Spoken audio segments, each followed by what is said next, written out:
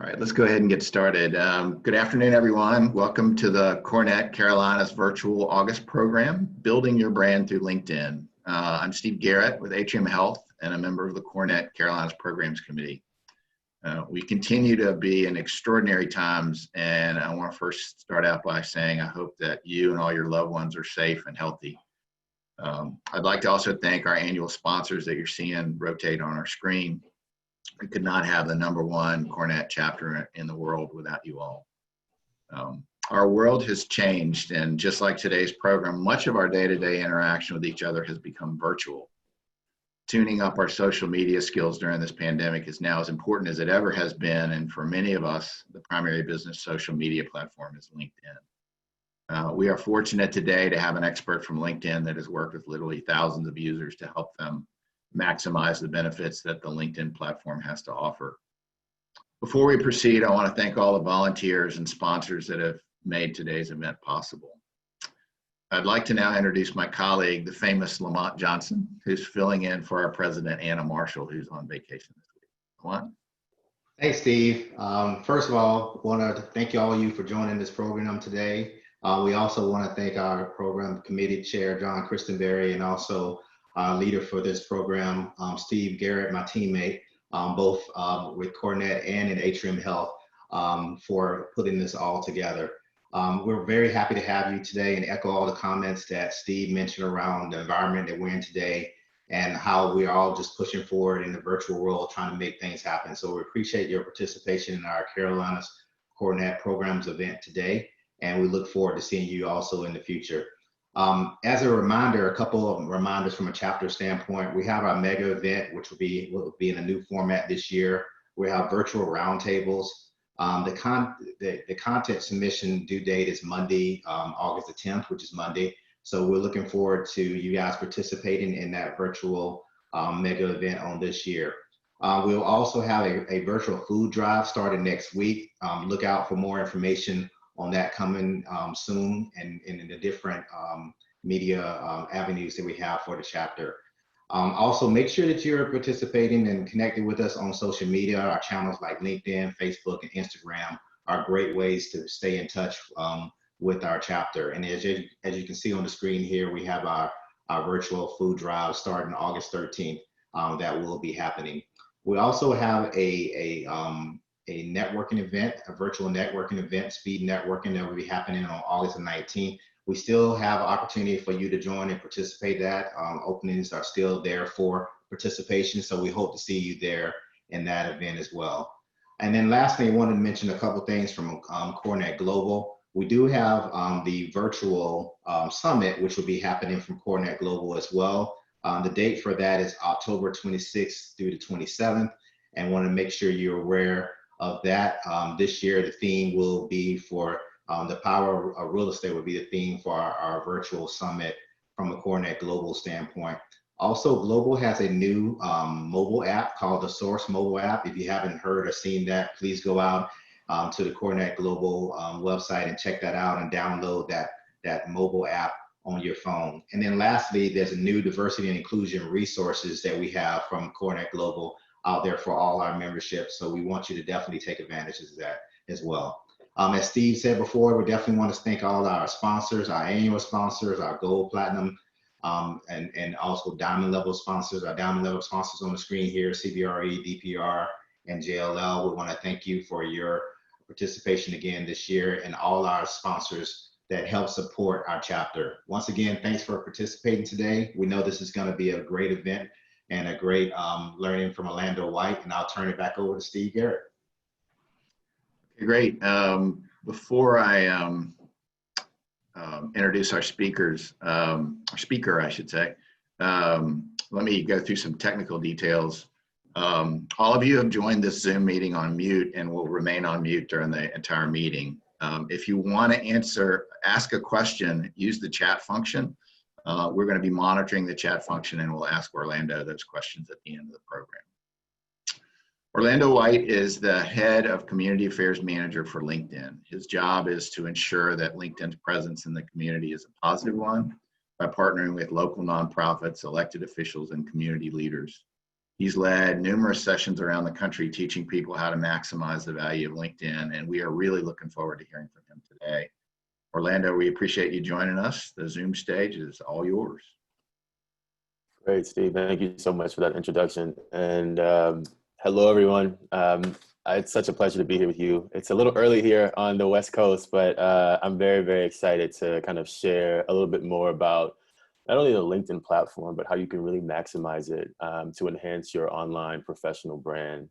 As Steve mentioned, I lead community affairs at LinkedIn, and I've been there now for 5 years. And I work within our real estate team. So CoreNet and this group of folks and the organization itself is one that I know very well. And quite a few members of my team are actually longtime members of CoreNet. So it's really a pleasure to be here. And, you know, my goal with this presentation is so that you all walk away really with the tools and the know-how to really understand exactly how you can leverage the LinkedIn platform for your benefit. And so LinkedIn has over 690 million members on our platform. And so you will hear me use the term members throughout the presentation. And when I refer to them, I'm actually referring to hopefully all of you who have LinkedIn profiles.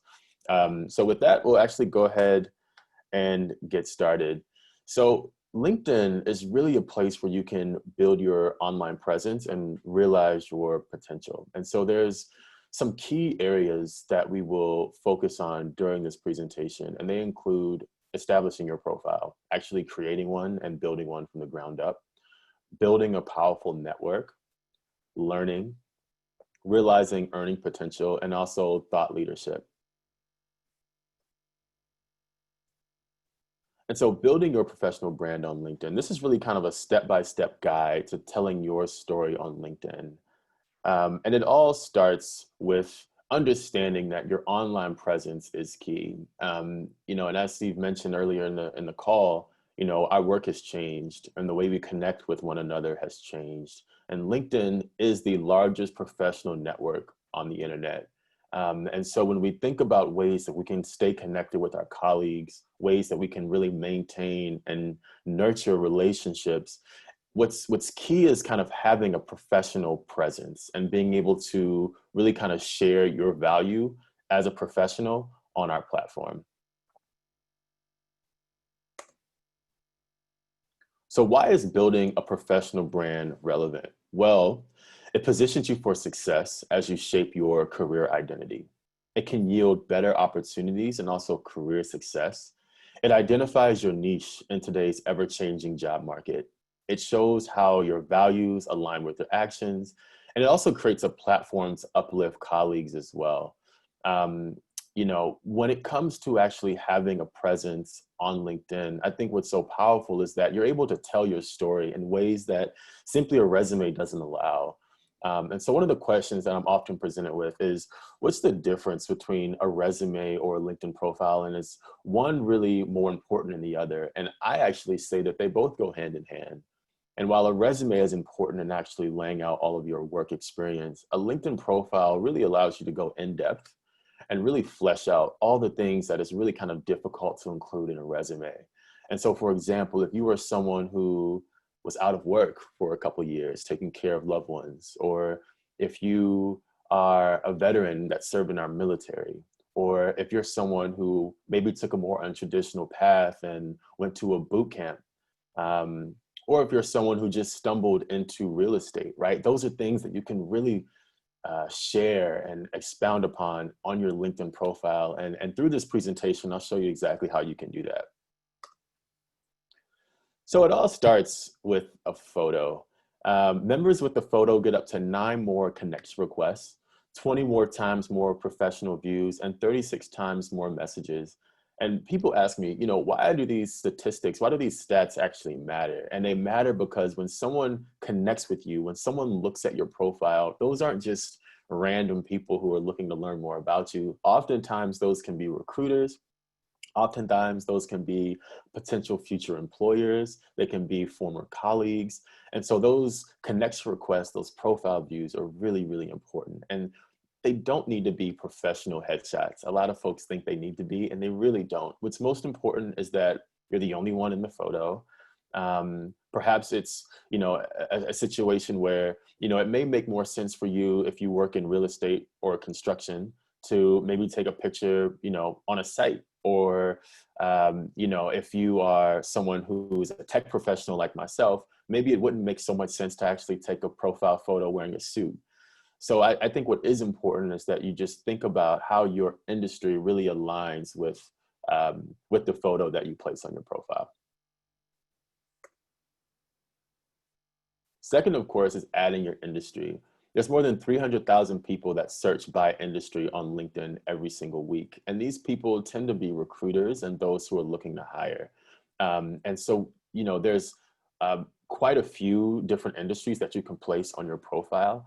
And LinkedIn is a large data site, essentially. And so we take all the information that you give us to really try to create a great experience that's worthwhile for you. And so if you tell us that you are a real estate professional, we're then able to take those insights and share job opportunities, share potential connections, people that you may know or be interested in connecting with, as recommendations for you based on all the great information that you give us.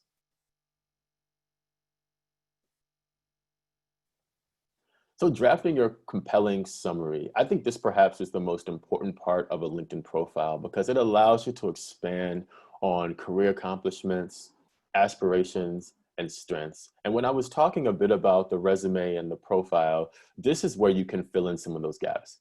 And so typically when a recruiter looks at your resume, they are really charged with actually trying to figure out who you are based on everything that you've accomplished. A LinkedIn profile really allows you to expound upon not only your experience and your values, but also your work history, and also shed some light on maybe reasons why your resume may look a little untraditional, right? And so you're able to kind of fill in some of those gaps, share more about yourself, and really provide kind of a well-rounded image that you're presenting as a professional.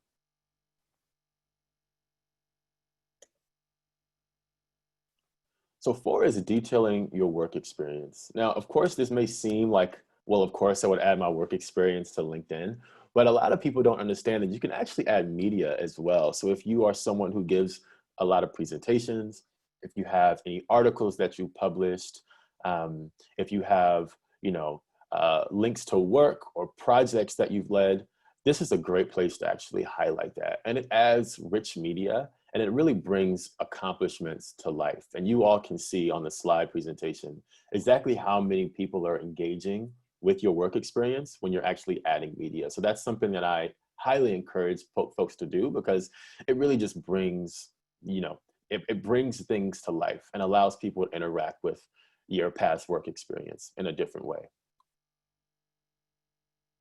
And so, of course, I was mentioning, adding examples of your work. So things like uploading photos, presentations, and videos, it really just kind of adds a dynamic, appealing representation of your professional story.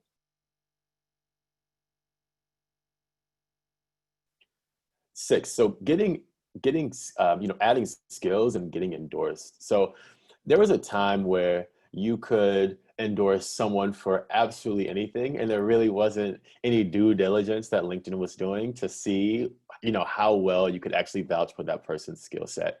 And that's actually changed quite a bit recently. And so if you look on this screen here, not only do we show how many people have endorsed you on your profile, but we'll actually also show you how many people are also highly skilled at that skill set who've also vouched for that skill that you have, right? So it just adds another level of credibility. It adds a way for people to say, okay, well, you are someone who is, apparently really great at public speaking, and you also have colleagues who are highly skilled in that skill endorsing you for that skill set. So it's just a way that we are validating and ensuring that when someone endorses you on your profile, that it's real and actually, has some real, some real weight behind it, behind the endorsement, as opposed to someone just kind of clicking through and, vouching for you. So thought leadership, we're actually going to move a little bit away from the profile and talk a bit about how you can share insights on important industry conversations or unique passions. and how you can really kind of build and create a voice on LinkedIn. And I think this is actually where the power of LinkedIn is, right? Because it's not just the profile and letting that sit stagnant. It's about engaging on the platform on a regular basis. So things like sharing your voice, publishing articles, sharing things that you find that may be relevant to some members of your network are ways you can begin to kind of build this brand, build this credibility on the platform. So why is this relevant? You know, it really establishes your expertise and reinforces your value. You know, I like to think of networks almost like a garden, right? And the more that you add, the more you get back, right? So if there are things that you are accomplishing or, you know, specific things that you're reading that you'd like to share, I mean, these are really great things to put out. And it just helps kind of raise your visibility. And it also invites collaboration and collective learning with others. And, you know, you can share your thoughts and knowledge on industry trends, and it just keeps you visible, which I think is really, really important on LinkedIn. It keeps you visible. So when you think about what you should write, we added a few years ago the ability for LinkedIn members to actually write their own articles. There was a time where we would only allow what we called influencers, folks like Bill Gates or Katie Couric or Oprah Winfrey, to write long form articles. And we, you know, a few years ago, we allowed for regular LinkedIn members to share insights as well. And, you know, often people ask, well, what are some of the things that I should write? So things like timely topics, breaking news, trends, unique insights and perspectives are all great things that I would recommend sharing. Just keep in mind though, of the brand that you are cultivating, right? So we all have a voice, and the voice that we use is powerful. And it's also important that when we think about utilizing that voice on LinkedIn, we think about, okay, what aspects of my brand do I really want to highlight or lean into? And so those are some of the things that are really important to think through before you begin publishing and writing on the platform. So getting started, I'm sure you've all seen this page on desktop. It's one of the first things that you see, and it's there front and center because we want you to share. We want you to, you know, share updates, share articles, and also publish.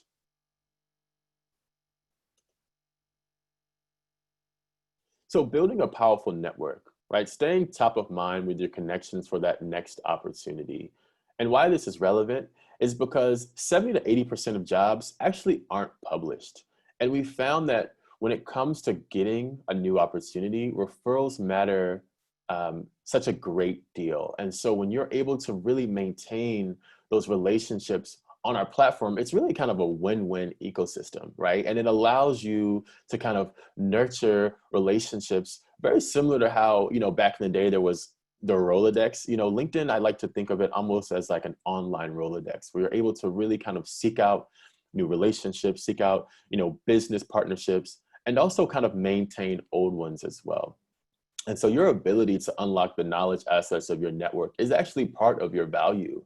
And so it's not only beneficial to you, but it's also beneficial to those who are connected with you. And so being a connector, being able to connect people inside of your network is really a powerful thing. And I think LinkedIn makes it, you know, really quite easy for that to manifest.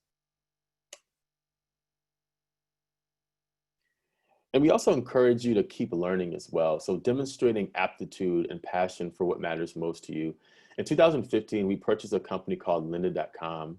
And, you know, Lynda allows for, you know, they had a film studio actually in Carpinteria, California. And we purchased that company because we realized that, you know, we had ways for people to show their work experience. We had ways for people to connect on LinkedIn, but there really was no way where we could help people develop a continuous learning path. So now we have over 30,000 videos on LinkedIn Learning that we've renamed that are taught by industry professionals and range from everything from technical skills to creative skills to business skills. So things like SQL, you know, things like photography or you know, the ins and outs of real estate are all things that you can actually learn on LinkedIn Learning. And, you know, the classes are really, really great and valuable. But you can also develop your own continuous learning path. So, you know, things like volunteering for projects that interest you and align with your career vision. seeking advice and feedback from sponsors and mentors to ensure you're on the mark, asking your boss to consider you for a high visibility project or one in your chosen field of study, and identifying what learning is needed to really reach your desired goal, I think are all really great ways that you can develop a continuous learning path and continue to grow in your careers. And here's what I mentioned on LinkedIn Learning. So it's part of our paid solutions. It's part of LinkedIn Premium. But what's great is that, again, it really does allow you to learn on your own schedule. And when you complete a course, you actually get a certification that lives on your profile. And so I've actually created, I've completed quite a few certifications recently, just, with everything happening with COVID. I think it's really important that, we are on this continuous learning path. So making sure that you're adding things, to your repertoire of things that and understand, just shows that you are a professional who's really seeking out opportunities to always be learning.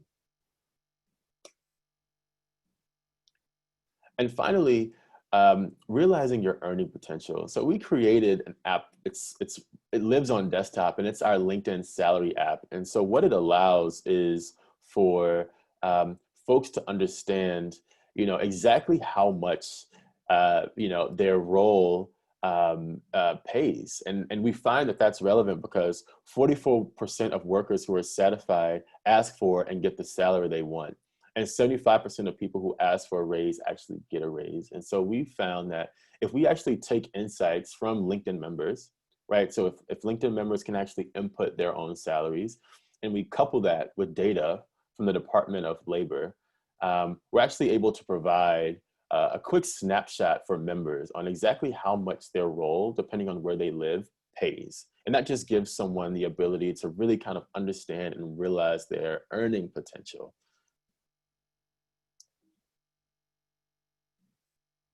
And this is actually what the salary app looks like. And so you can enter things in like your job title and your location, and we'll share insights on earning potential. And so you can even go deeper with more resources. And so not only will I share this deck, but I'll also follow up with specific resources that you can use to go even deeper on some of the things that I've shared. And, with everything happening with COVID, a lot of our resources we've made free. So there's a really great video called LinkedIn Learning that actually walks you step by step through every single piece of our platform. So everything from groups and the value of groups to, understanding how you can, leverage recommendations or even provide recommendations for folks within your network are great ways that you can go even deeper and leverage some of the learnings from what I've shared.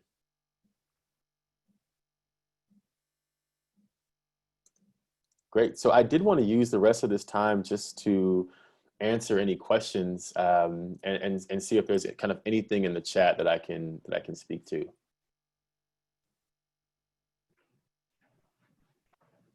Orlando, this is Steve. I'll start off. I think everybody who's on LinkedIn has probably gotten invitations to link with other people, and sometimes there are invitations from people you obviously know, and then there's other times that you're not really sure who the person is that's reaching out to you. What should people think about and consider when they get an invitation and decide whether to accept it or not? Yeah, that's a great question. So when I first started on the platform, I think I accepted every single invitation that came my way because I was really more focused on building and growing a network. And so anyone that was interested in connecting with me, I was open to accepting. But that's recently changed because I realized that LinkedIn isn't a place where quantity matters over quality. So essentially, it's actually even better if you have 100 connections that you know really well versus 2,000 that you only know kind of well. So here's my rubric, and it really ranges based on who you ask, but here's what I use. So if we, went to the same school, right? If we have a good number of mutual connections, if we're in the same industry, right? If you are someone who is in a role that aligns with my values or my career path, then you may be someone that I'd be interested in connecting with. But if you're really not someone that I know, if we don't have any mutual connections, if you are completely outside my industry, then it really doesn't make much sense for me to connect with you and add you to my network, right? Because the things that you share may not be things that are really relevant for me. And so that's kind of the rubric that I use, but it really varies person by person. I just encourage folks to really do their own due diligence and see, if this person's a good fit in my network or not. We have a question about the industry being a required field. This one person says that my industry is not in the list that's provided. And then a very similar question related to that is, how do you, if you're an interdisciplinary person and you're in more than one industry, how can you tag that? So a couple of related questions there. Yeah, those are great questions. And part of why we require it is because, as I mentioned, we are a data site. And so we actually leverage a lot of the insights that members share with us and actually take that data and are able to provide it to state and local governments. So that project is called the Economic Graph. And so we're actually able to share with governors and with mayors the ways in which their labor markets are changing based on the industries that people have in their profile. So that's one of the reasons why it's required. However, there have been quite a few industries that have been left out of that field. So I think sustainability, like environmental sustainability, is a really great one that, some folks work in and it's just not listed. So what you can actually do is file feedback to us, letting us know that your field is not included. And then what they can do is actually go and see if that's something that can be added. But in terms of kind of being interdisciplinary, that's a little bit tougher. And so I would actually, for me, myself, I would choose the one that I think maybe summarizes my work best. I know that can sometimes be challenging, but if you're in multiple fields, I would see if there's a possibility that you could just maybe settle on one. And so we do allow for members to add more than one industry. We have two other questions that are very similar. What's the best way for your post to hit the largest audience pool? Tags, LinkedIn Elevate, other methods? Another person asked about hashtags or just highlighting their name, group, company, etc. I think people are trying to understand how to get their post exposed as much as possible. Yeah, no, that's a great question. So what I have done in the past, so I wrote an article a couple years ago that I shared out on LinkedIn, and it got a lot of hits. I think over maybe 28,000. And I emailed the folks that I wanted to receive that post. So that was kind of a long form article. And we found that when you email something like an article that you've written to your network, it's more likely to get hits. So that's one technique. It's a little bit more tedious, I would say, but on the LinkedIn platform, I think there's a couple of different things that you can do, right? So one is to actually tag people on the post who would find it relevant. That's not something that I typically do because it can sometimes look like spam and sometimes make your updates a little less clean, but I have colleagues who do that. And it just kind of adds visibility. And every time someone likes or comments something on LinkedIn, not only is it shared with your network, but it's also shared with their network too. And that just kind of raises the visibility. So that's a great tactic that a lot of folks use. Another is hashtags. So if you work for a specific company and you are, hoping to share something that's related to the work that you do professionally, understanding if your company has their own hashtags that they use is a great way for your company to actually see it on LinkedIn. So on LinkedIn, we use LinkedIn Life as one of our hashtags. And so whenever I share that, I know that it'll always get visibility because that's one of the hashtags that my company uses. So I think understanding what are, some of the hashtags that your organization leverages, I think really just kind of adds to the visibility as well.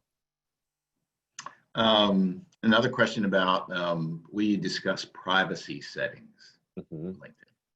Yeah, absolutely. Well, it'd be great to know specifically if there's something that, a question that they have about privacy, but we really allow for the member to kind of have complete control over their profile. So everything from choosing to share a profile picture or not, how we utilize your information, the things that you choose to share, what shows up if someone does a Google search of your name, all of those things you just have complete control over. And I can share that because that's always a question that I get. So I'm happy to share kind of more resources on privacy and how you can kind of really manage that. There's another question about what's the best way to ask for a recommendation from someone? Yeah. Or get recommendations on your profile.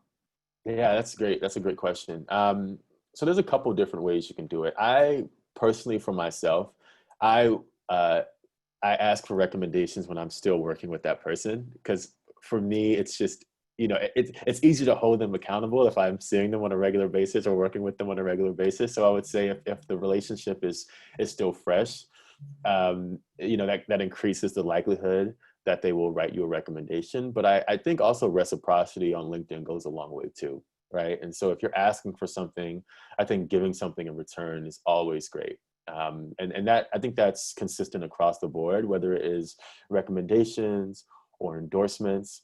I think, those are all great ways to kind of get the benefits from your members, like recommendations.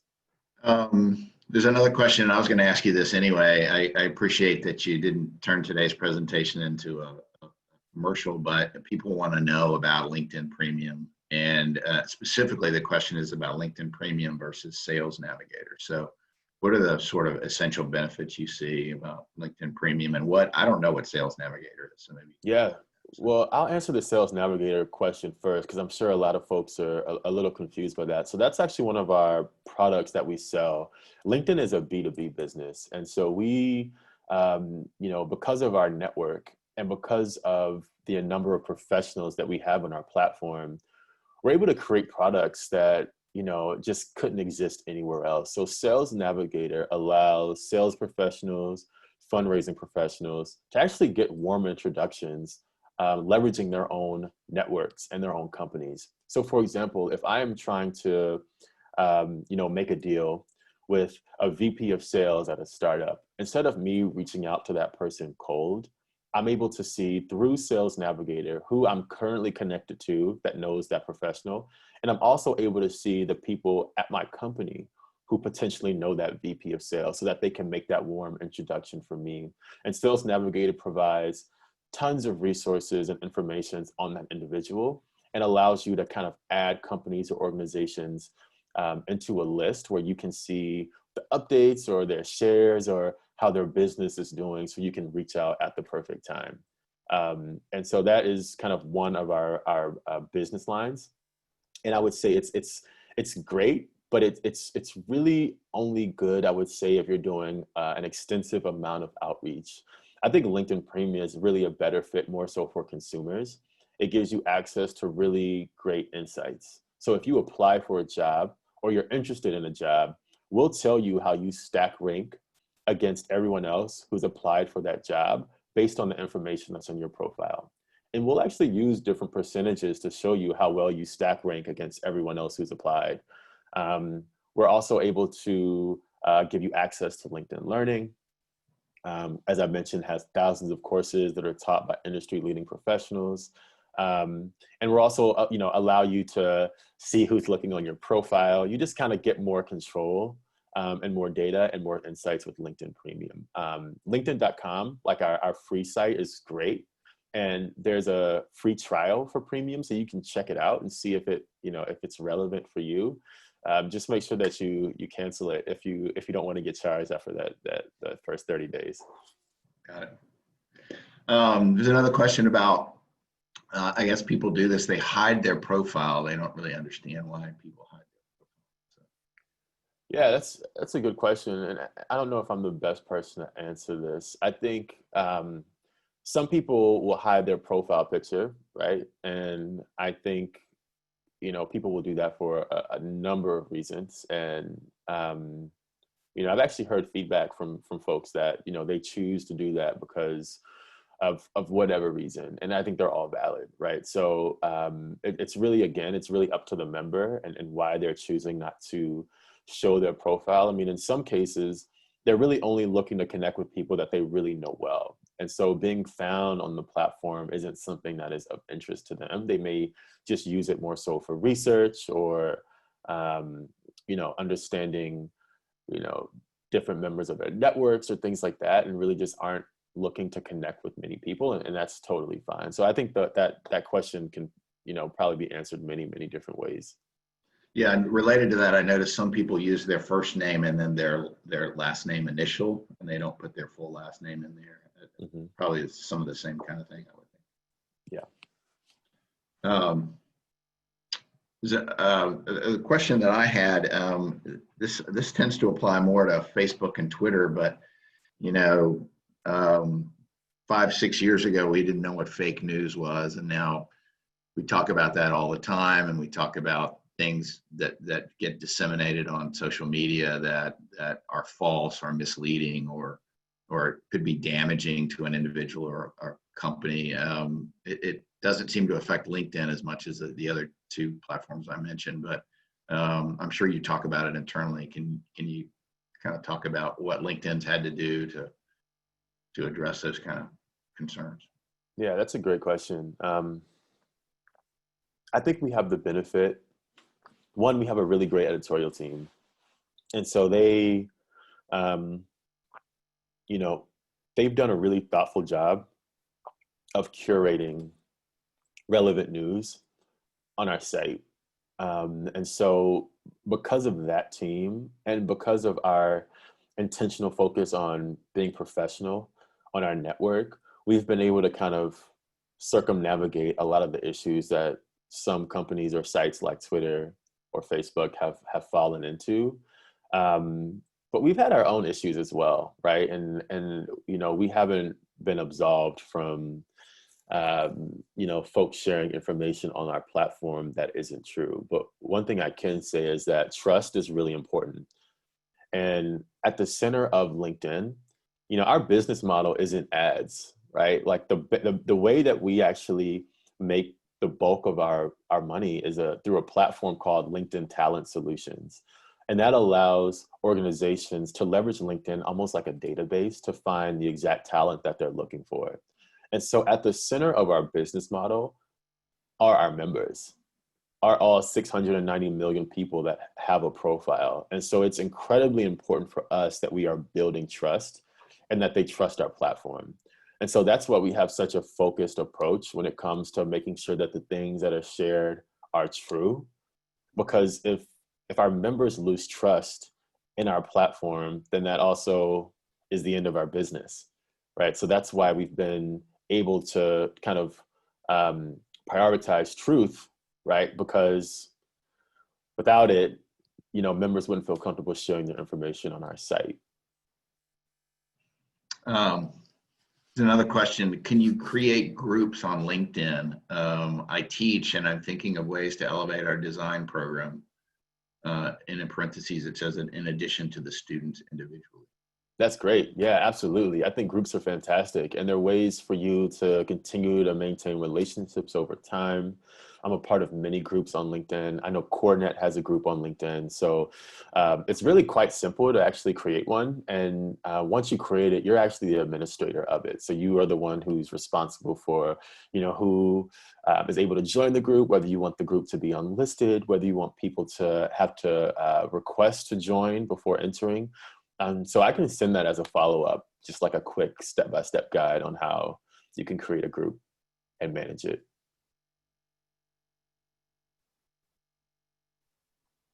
Trying to see if we've got anything else.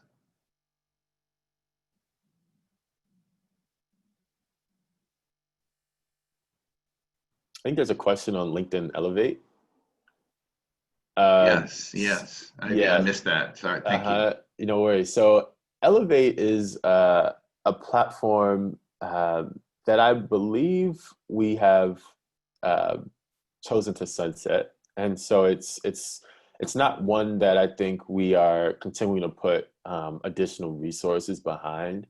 I do know that it was a really great marketing tool and a way for companies to inspire their employees or organizations to inspire their employees to actually share on the platform, right? And so if an employee is sharing something around how great it is to be a member of CoreNet, right? Like that is something that, you know, just can only exist on LinkedIn, being able to leverage the people that are actually working for your organization or are members of your organization. So I think the intention behind Elevate was to be able to encourage employees to share and speak out on the platform about, you know, the brand of the organization that they're a part of. Right. This question I missed, how often do you update the recommendations? I think they're done by members, are they not? So. Yeah, they are. So it really depends. I mean, I haven't touched any of mine, and I have some that go all the way back to maybe 2012, 2013. So it's really up to one's own discretion. I think when they're no longer relevant to you, may be a good time to take some of the old ones out. And I think the same goes for work experience as well, right? Like there's a point when something that you did, maybe one of your first or second jobs, just isn't relevant anymore. Or if there's a skill that maybe you still have, but doesn't speak to the brand that you're creating, just isn't relevant. And so you really can be the one to decide when it should be updated. But for myself, you know, the recommendations that I have, the work experience that I have aligns well with my brand as a professional. And so I leave them up. Yeah. Question about Sales Navigator. Is there a way to export lists from Sales Navigator? I'm not sure. That's a great question. I'm not sure, but I can find out.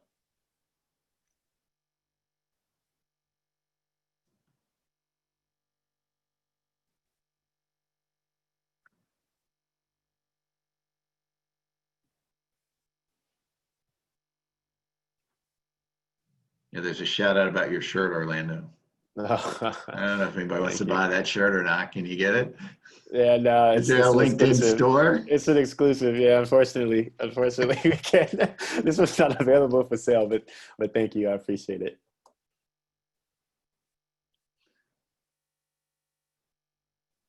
All right, I think that's about it. Oh no, I'm not seeing anything I else. see a really great one. How do Oh, I you give do? my profile more hits from recruiters? There we So go. you may have noticed on LinkedIn, some profiles that you may have seen, they have like a little green watermark on the profile picture, and they say open to work.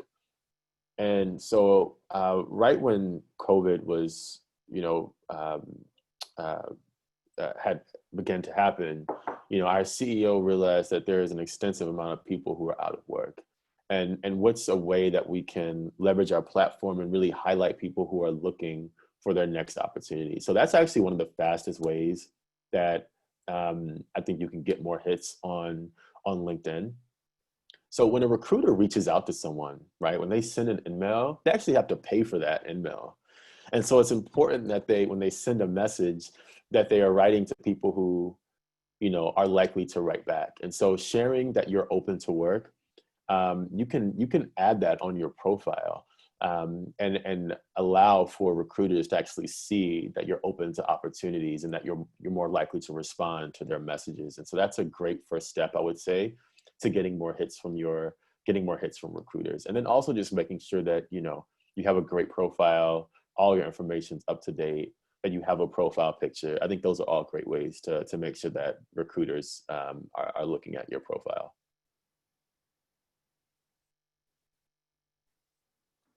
Any more questions?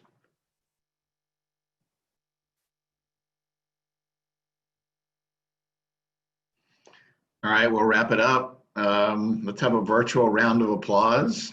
If you click on the reaction button, you can give Orlando a round of applause. So we appreciate your presentation today, and we look forward to